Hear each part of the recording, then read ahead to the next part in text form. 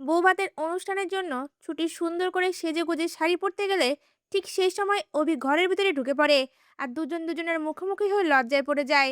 এই এপিসোডটি পেতে এক্ষুনি আমাদের চ্যানেলটি সাবস্ক্রাইব করুন। এই পর্বে দেখা যায় অভি ঠাম্মির সামনে গিয়ে বলে ওঠে, ঠাম্মি, এই বিয়েটা আমি ভালোবেসে করেছি, আমি ছুটির সঙ্গে খুব ভালো থাকবো, প্লিজ তুমি এই বিয়েটা মেনে নাও।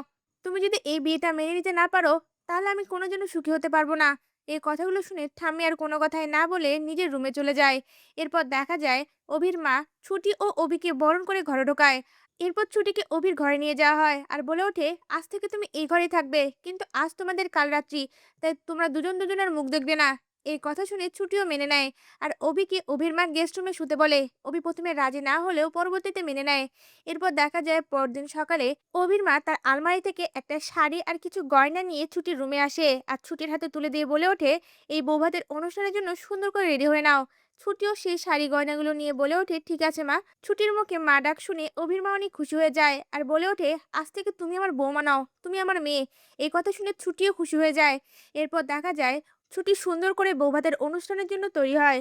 আর অন্যদিকে অভি গেস্ট রুমে দাঁড়িয়ে একা একাই বলতে থাকে, আমার ইম্পর্টেন্ট ফাইলটা আমার ঘরে আলমারিতে রয়েছে, আমাকে এক্ষুনি সেটা নিতে হবে। এই বলে অভি তার রুমের দিকে যেতে লাগে। এদিকে ছুটি একা একাই ঘরের মধ্যে শাড়ি পরতে থাকে।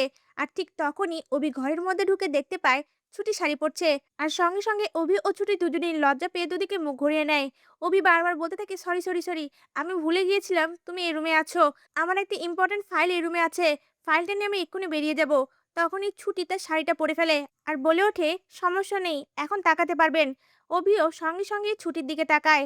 ছুটি সুন্দর করে তৈরি হয়েছে এটা দেখে অভি অপলক দৃষ্টিতে ছুটির দিকে তাকিয়ে থাকে আর মনে মনে বলতে থাকে, এই মেয়েটাকে এতটা সুন্দর লাগছে কেন? আমি কি তাহলে ছুটির প্রতি দুর্বল হয়ে পড়ছি? না না, আমি শুধু পরীকেই ভালোবাসি। এ বলে চোখটা নামিয়ে নেয়। তা ভিউয়ার্স, অভি যদি জানতে পেরে যায় এই ছুটি হচ্ছে তার আসল পরী, আপনাদের দেখতে কেমন লাগবে? আপনাদের মূল্যবান মতামত আমাদের কমেন্টে জানান। ধন্যবাদ।